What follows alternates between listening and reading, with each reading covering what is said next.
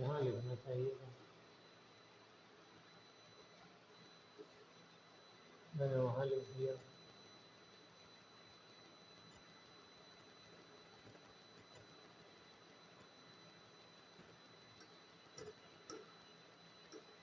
तो 33% कंप्लीट हो रहा है, यानी बच कितना रहा है 66.67। बस डिवाइडेड बाई ये कर दिए, आंसर आ गया। तो ये हो जाएगा आपका 33.33 इंटू डिवाइडेड बाय 2। ठीक है, यही आया था आपका। चलिए अब इसका ग्राफ बना लेते हैं। मैं कैलकुलेटर से एक बार कैलकुलेट करके देख लेता हूँ। 33.33 इंटू 2 डिवाइडेड 2.66। ठीक है, चलिए अब इसका ग्राफ बना लेते हैं।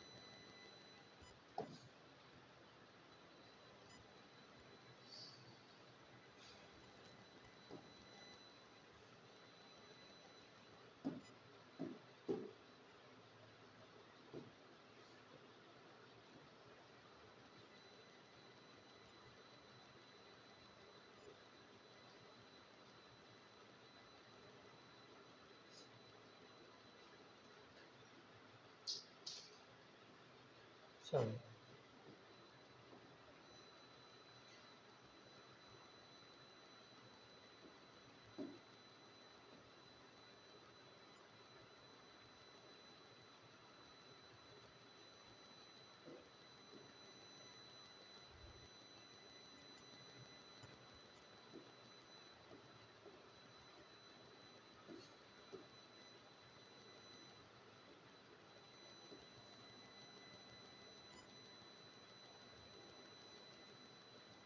चलिए बनाते हैं।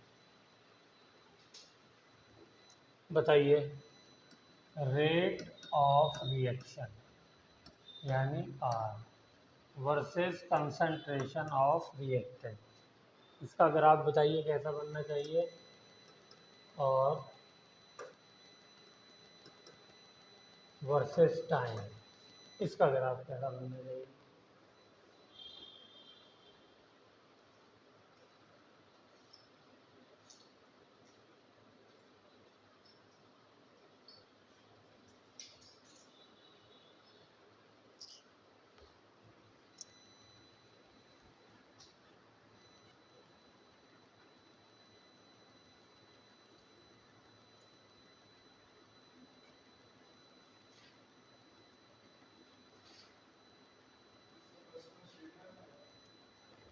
स्ट्रेट लाइन तो बहुत सारी होती हैं, पैरेलल टू ए। हाँ ये भी बात जमी।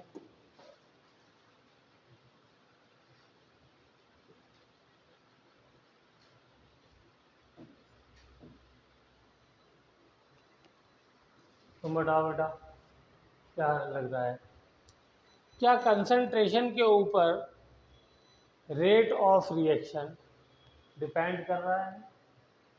ज़ीरो ऑर्डर है, तो ज़ीरो ऑर्डर का मतलब रेट ऑफ रिएक्शन। सबसे पहली स्लाइड हमारी जो है वो क्या है, सबसे पहली स्लाइड यही तो है।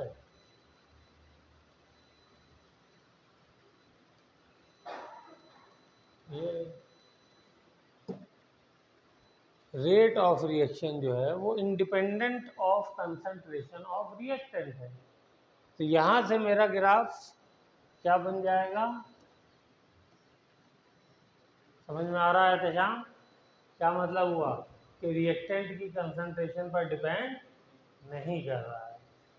रेट ऑफ रिएक्शन रिएक्टेंट की कंसंट्रेशन पर डिपेंड नहीं कर रहा है। तो ग्राफ कैसा बनेगा? ग्राफ हमारा बनेगा straight line parallel to concentration A. अब वो आप कहीं भी बना दीजिए, वो आप कहीं भी बना दीजिए। यहाँ बनाना चाहें यहाँ बना दीजिए, यहाँ बनाना चाहें यहाँ बना दीजिए, क्योंकि वो तो क्या रेट ऑफ रिएक्शन है वो तो हमने वैल्यू तो बताई नहीं, कोई यहाँ पे वैल्यू तो डिफाइन कर नहीं रहा है। तो एक लाइन लिखते हैं, एक लाइन ये वाली खाली कर देते हैं, ठीक है ना।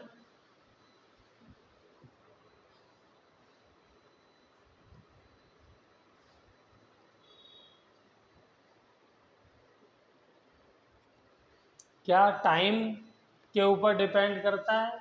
नहीं करता। Rate of reaction throughout, जब तक पूरा रिएक्टेंट कंज्यूम नहीं हो जाता, रेट ऑफ रिएक्शन क्या रहेगा? कांस्टेंट रेट से चलेगा। रिएक्टेंट आप कम लीजिए ज़्यादा लीजिए, ठीक है ना, रेट क्या रहेगा? कांस्टेंट रहेगा। जभी तो ज़्यादा लेने पे ज़्यादा टाइम लग रहा था, अगर ज़्यादा स्पीड हो जाती तो फिर तो कम टाइम लगता ना। तो इसलिए जो है टाइम के ऊपर भी डिपेंड नहीं करता। तो इसका भी ग्राफ इसी तरीके का, ठीक है। चलिए एक और बनाते हैं।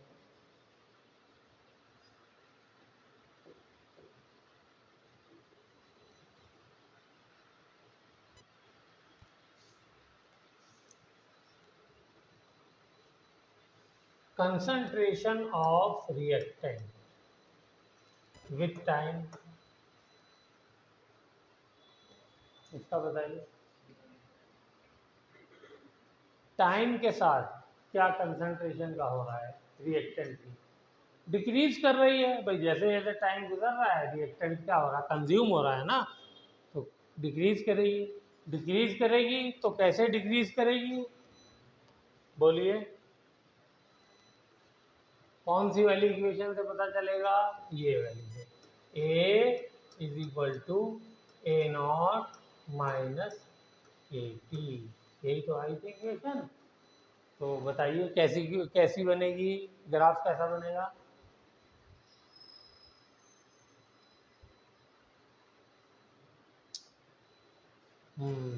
अगर मैं इसको ऐसे लिख दूं, minus a t plus a not is equal to a, कुछ याद आया? नहीं आया अभी भी? चलिए मैं लिखता हूँ, y is equal to M x plus C. Variable क्या है? ए है, वो उसको y मान लिया। दूसरा वेरिएबल क्या है? t, x। तो स्ट्रेट लाइन की इक्वेशन हो गई ना। अब बताइए, लाइन ऊपर की तरफ जाएगी या नीचे की तरफ? हाँ, क्यों? क्योंकि जो स्लोप है m, उसकी वैल्यू किसके बराबर है? माइनस के बराबर है। तो m की वैल्यू किसके बराबर है? क्योंकि वो माइनस के बराबर है, इसका मतलब m क्या होता है? स्लोप। ठीक है एहतेशाम। तो स्लोप जो होता है अगर वो नेगेटिव हो तो ढलान बनती है नीचे की तरफ, ठीक है, डाउनवर्ड। और समझ में भी आता है। कैसे समझ में आता है सर? ऐसे समझ में आता है कि अगर रिएक्टेंट जब time t is equal to, ये मेरा है, t इज इक्वल टू 0, तो रिएक्टेंट की कंसंट्रेशन क्या होगी? मैक्सिमम, ठीक है ना। जितनी चाहे ले लो, मान लो ये वाला पॉइंट है मैक्सिमम का, तो यहाँ पर क्या है? यहाँ पर ए नॉट हो, है ना। और उसके बाद टाइम के साथ साथ क्या होती जाएगी?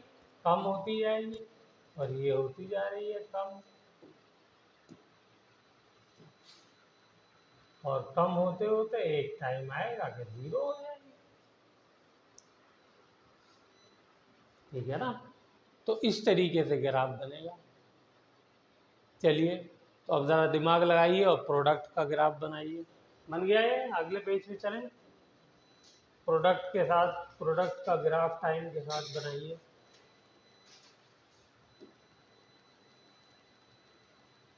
Product, versus time.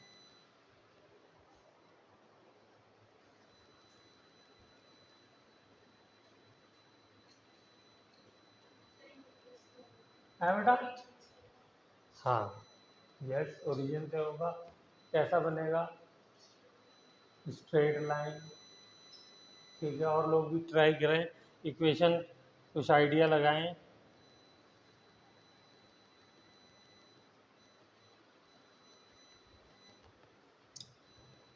वही रिएक्शन लिखते हैं। ए से क्या बन रहा है? प्रोडक्ट। ठीक है, जब time t is equal to 0 है तो ए की कंसंट्रेशन कितनी है?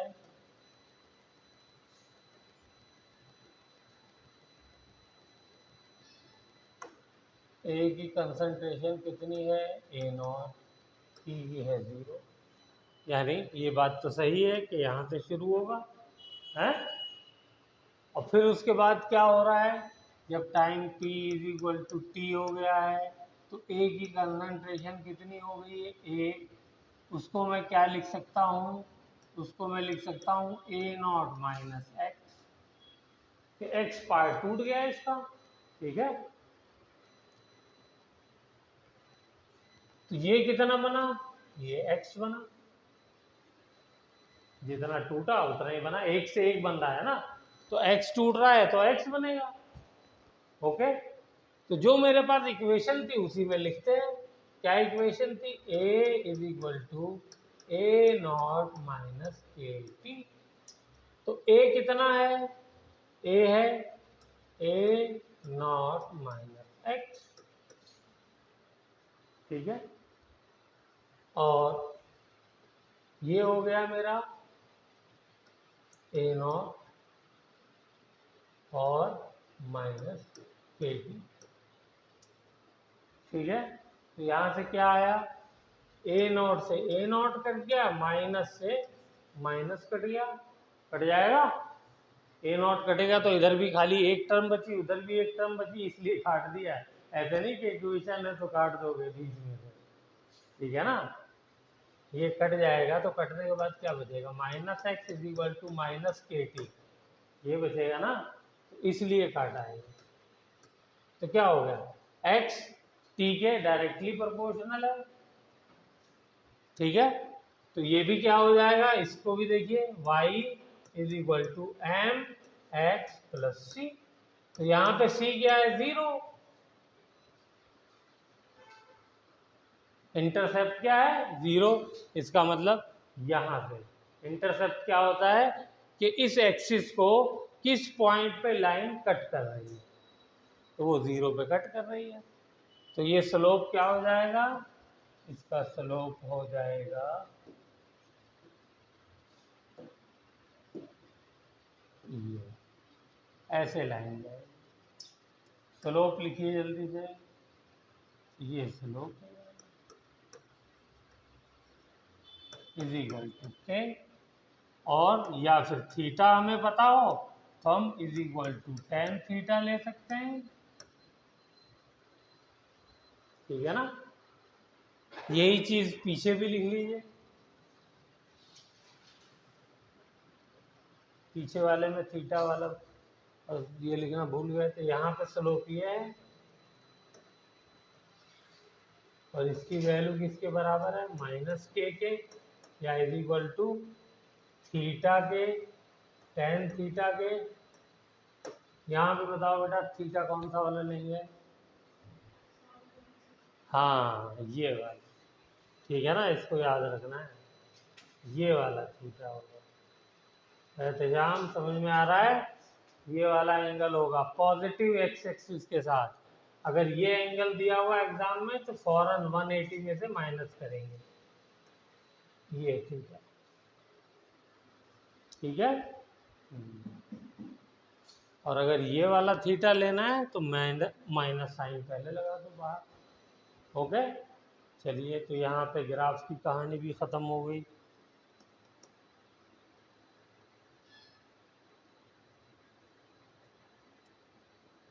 एक ग्राफ और बना सकते हैं हम लोग, चलिए वो भी बना लेते हैं। जब हमने नोट्स में बनाया हुआ है।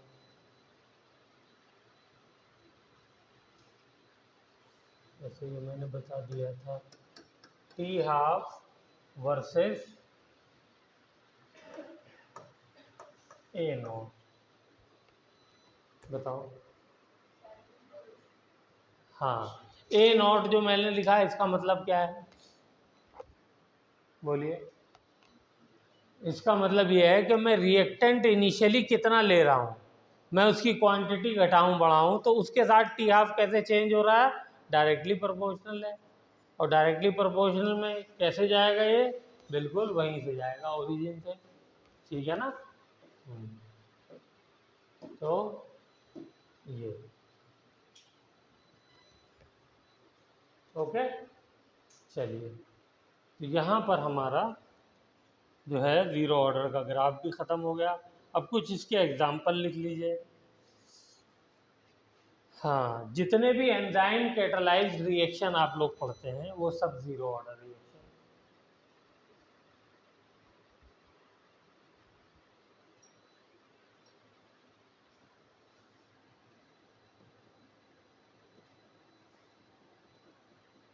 ठीक है। तीसरा, वो सॉरी, दूसरा, dissociation of gases on the solid surface at high pressure, on solid surface at high pressure.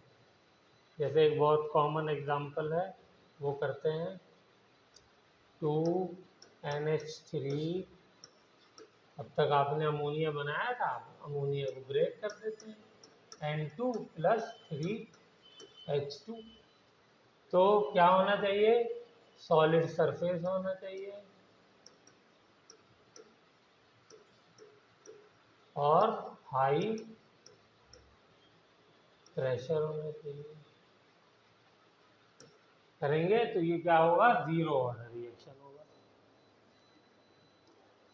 ठीक है, ज़ीरो ऑर्डर रिएक्शन का मतलब क्या हो गया, KNH3⁻0।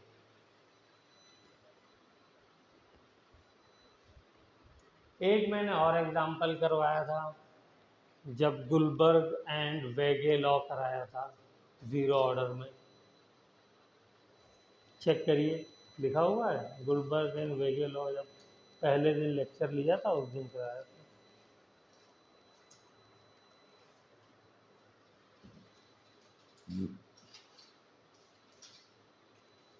मिला, हाँ, हाइड्रोजन और क्लोरीन का रिएक्शन, वो वाला लिखिए, फोटो केमिकल रिएक्शन। कौन सा था, hydrogen gas plus Cl2 gas in the presence of sunlight, क्या दे देते हैं, HCl, 2 मॉलिक्यूल। ठीक है, ओके। रिएक्शन क्या हो जाएगा, KH2⁻0 Cl2⁻0, क्योंकि ये भी डिपेंड नहीं करता है।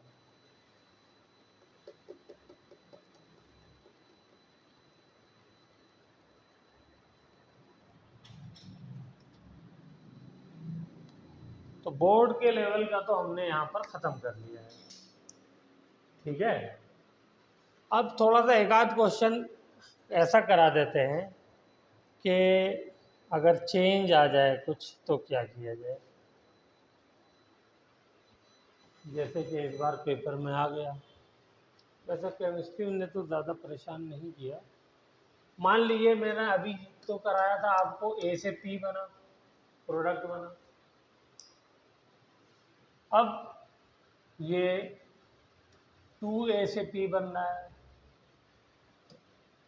या चलिए 2a से ही बनाते हैं। इसके लिए क्या होगा रेट लॉ, तो जैसे ड्राइव किया था वैसे ड्राइव कर दिए फट से। क्या हो जाएगा, जल्दी से कर दिए। यहाँ पे rate of reaction is equal to K A की पावर 0। दूसरे वाले पार्ट में क्या आएगा, rate of reaction is equal to minus, बोलो, d a upon d t. और क्या आएगा, और कुछ नहीं आएगा। हाँ, बस यही चेंज आएगा। अब ये पूरी इक्वेशन जब आप ड्राइव करेंगे तो उसमें चेंज आ जाएगा। तो जल्दी से इंटीग्रेशन कर डालिए अब इसका, जल्दी से, हरी आप। ये जो बेटा कोएफिशिएंट होता है एहतशाम, उससे क्या करते हैं, इस वाले तरीके में जो भी कोएफिशिएंट होता है उससे डिवाइड करते हैं। आपसे मैंने कहा था लेक्चर देखने में, देखा नहीं आपने?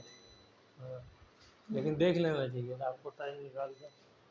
ठीक है, चलिए। हाँ, इंटीग्रेशन की लिमिट क्या पूछ रही है, लिमिट वही 0 से टाइम t तक।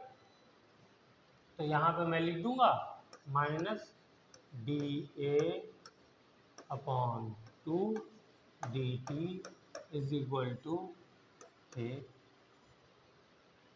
तो यहाँ से क्या आ जाएगा, d a integration is equal to 2 के इंटीग्रेशन, माइनस साइन यहाँ लगा दिया, और डी टी लिमिट 0 से लेकर के t तक, और ये ए नॉट से लेकर के ए तक।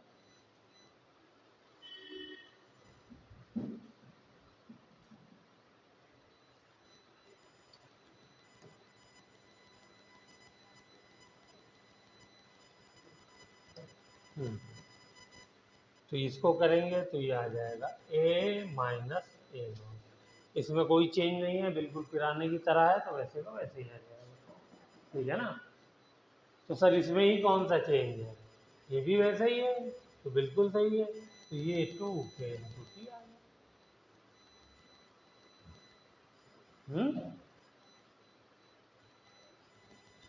तो a इज इक्वल टू क्या आ गया, ए नॉट माइनस 2 के टी।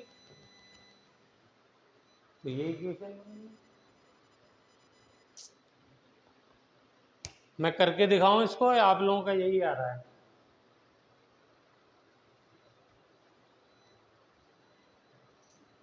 इसको इंटीग्रेट करने के बाद यही आ रहा है सब लोगों का। डी ए का इंटीग्रेशन क्या हो जाएगा, ए, और इसकी लिमिट क्या हो जाएगी, ए नॉट से ए। और वो 0+1 वाला मैंने कहानी बंद कर दी। -2 के, यहाँ पर क्या हो जाएगा, टी 0 से लेकर टी। तो ये ऊपर वाली लिमिट पहले लिखते हैं, नीचे वाली लिमिट माइनस साइन लगा के बाद में लिखते हैं। -2 के ऊपर वाली लिमिट पहले लिखते हैं, माइनस साइन लगा करके नीचे वाली लिमिट बाद में लिखते हैं, और ये वहाँ से ये इक्वेशन मिल जाएगी। ठीक है, चलिए। तो यहाँ से टी की वैल्यू जल्दी बताइए क्या होगी, बोलिए। A not minus a divided by 2 के।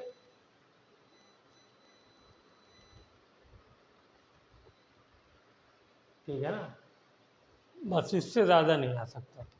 नंबर बदल सकता है, एक नंबर बदल दिया जाए, 5 कर दिए, तो 5 करके क्या आएगा, आंसर बताइए जल्दी से। दोनों में 2 की जगह 5 आ जाएगा। ठीक है, 2 की जगह क्या आएगा, 5 आएगा। तो लिखिए ऊपर, ऐसे ही लिखिए जल्दी से। 5a gives rise to product. तो क्या हो जाएगा, a is equal to A not minus 5 a t. ठीक है ना?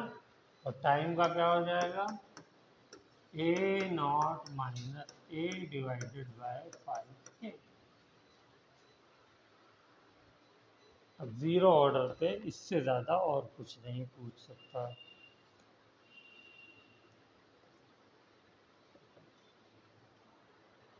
चलिए इसके लिए टी हाफ निकाल लीजिए।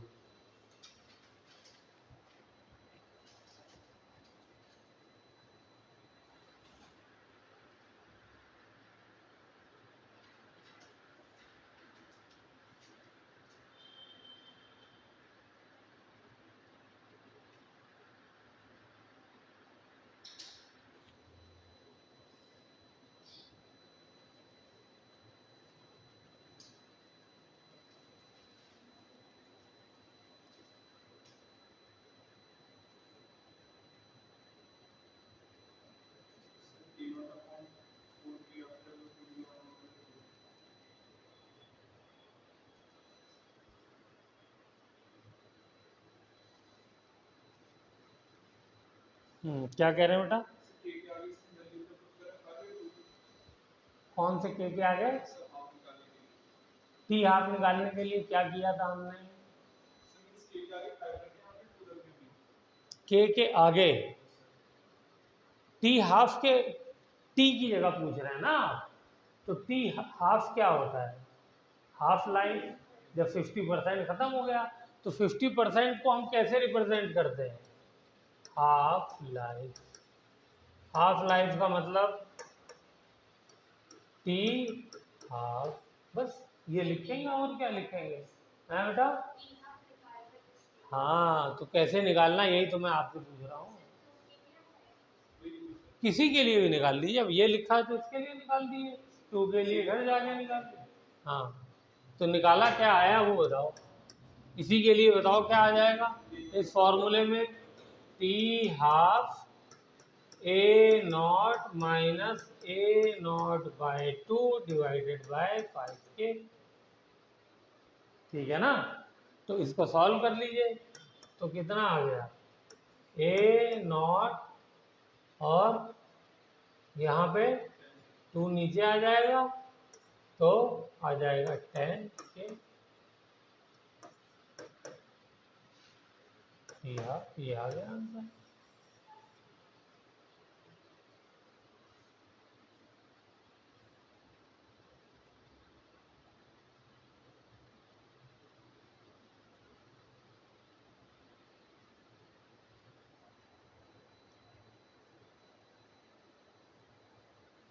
तो यहाँ पे हमारा ये ख़त्म होता है zero order kinetics, integrated rate law. अब हम लोग नेक्स्ट टर्म पे करेंगे फर्स्ट ऑर्डर काइनेटिक्स। सबसे इम्पोर्टेंट यही है और सबसे ज़्यादा क्वेश्चन 90% इस वाले पार्ट से आते हैं, या 80% चलो कर देता हूँ, बाकी 20% में और चैप्टर, मतलब चैप्टर के और पार्ट से आते हैं। ठीक है, तो इसमें रेट ऑफ रिएक्शन बिल्कुल सेम वही लिखेंगे, ए से क्या बना देंगे, प्रोडक्ट बना देंगे। ठीक है, और फिर उसके बाद क्या लिख देंगे, रेट ऑफ रिएक्शन के की पावर ए पावर 1 हो जाएगा, और आर क्या हो जाएगा, minus D A by D T.